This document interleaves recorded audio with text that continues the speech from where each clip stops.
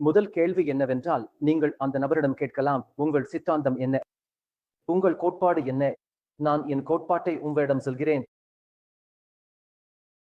இராமாயணமும் மகாபாரதமும் சேர்த்து 800 மைனஸுக்கும் மேற்பட்ட ஜோதிட குறிப்புகள் உள்ளன. என் கோட்பாடு எளிமையாக சொல்வதென்றால், என்ற 2 இதிகாசங்களில் உள்ள அனைத்து ஜோதிட குறிப்புகளும் அந்த காலத்தில் வானில் நேரடியாக காணப்பட்ட உண்மையான துல்லியமான பார்வைகளாகும். நான் சொல்வது தெளிவாக இருக்கிறதா? சரி, ஒரு எளிய ஒரு வரி. அதற்கு பிறகு நீங்கள் 2 கேள்விகள் கேட்க வேண்டும்.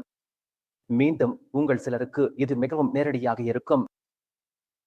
நீங்கள் கேட்க வேண்டியது, இந்த ஆராய்ச்சியாளர் அனைத்து ஆதாரங்களையும் கருத்தில் எடுத்துக் கொள்கிறாரா, அல்லது தன்னுடைய கோட்பாடு அல்லது தேதிக்கு பொருந்தும் சிலவற்றை மட்டும் தேர்ந்தெடுத்து பார்க்கிறாரா?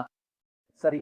மற்றும் கடைசியாக நீங்கள் கேட்க வேண்டிய கேள்வி, இந்த ஆதாரம் சோதிக்கக்கூடியதா? பாரபட்சம் இல்லாமல் சோதிக்கக்கூடியதா? நான் உங்களுக்கு ஒரு குறிப்பிட்ட உணவு வகைக்கான சமையல் முறையை கொடுத்தால், நீங்கள் அதை பின்பற்றிக் கொண்டு சுமார் அதே மாதிரியான முடிவை பெற முடியும். நாம் அதே மாதிரி செய்ய முடியுமா? நான் ஏதாவது ஒன்றை கூறினால், உங்களில் ஒவ்வொருவரும் வானியல் குறைந்த அளவு புரிதலுடன் நான் செய்ததை மீண்டும் செய்து அதே முடிவை அடைய முடியுமா? அப்போதுதான் அது பாரபட்சம் இல்லாமல் சோதிக்கக்கூடியதாக இருக்கும். சரி, அடுத்தது. இப்போது நான் செய்ய போகும் விஷயம் என்னவென்றால், அந்த 2 அச்சுகளை ஆதாரம் மற்றும் சோதிக்கக்கூடிய தன்மை ஆகியவற்றை எடுக்கப் போகிறேன். ஆம், நீங்கள் அந்த எல்லா 4 பகுதியும் நிரம்பும் வரை போகலாம். நிறுத்துங்கள்.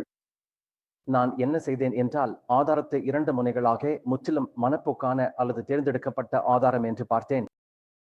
மேலே எல்லா தொடர்புடைய ஆதாரமும் உள்ளது மற்றும் கிடைமட்ட அச்சில் நான் அதை பாரபட்சம் இல்லாமல் சோதிக்கக்கூடியதாக எடுத்தேன். ஒரு பக்கத்தில் பதில் ஆம் என்றால் அது அறிவியல் சார்ந்தது என்று அர்த்தம். மேலும் நாம் அறிவியல் சார்ந்தது எது, அல்லாதது எது என்று வெளியே பேசிக் கொண்டிருந்தோம்.